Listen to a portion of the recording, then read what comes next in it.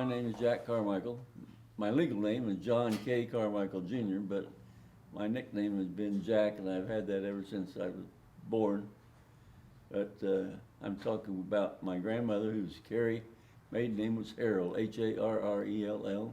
She was an only child of her mother.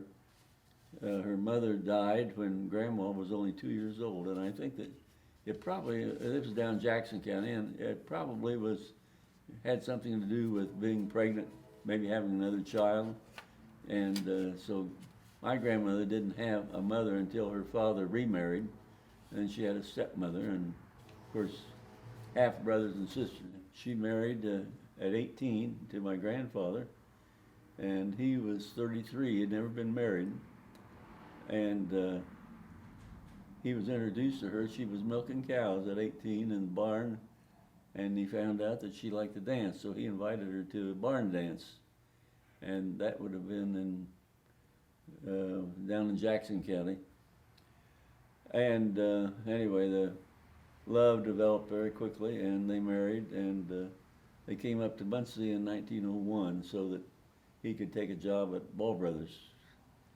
And but they had 5 children when they left Jackson County, and then they had 6 more up here in Muncie. She of course, kept the home, and she was a good influence on her children, and she never worked out of the house, and she lived to the age of 89. And I always had a good relationship with her, and she was a person who, well, I heard that she had been present when I was born.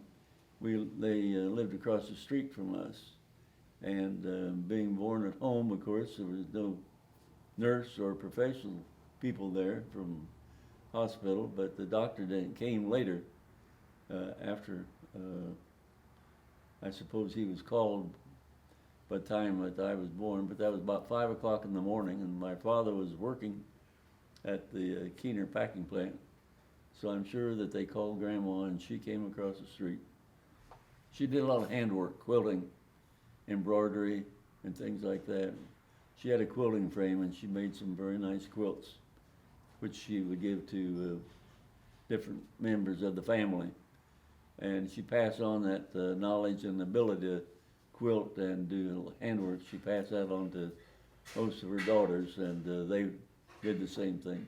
She always wanted to plant flowers in the yard, and but then she's very active in the church. That was a great interest and importance to her. And they attended the church, was usually not too far from the home.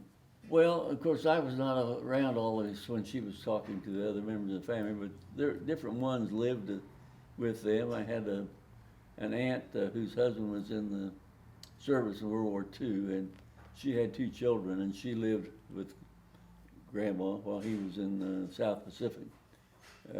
My uncle was in the South Pacific.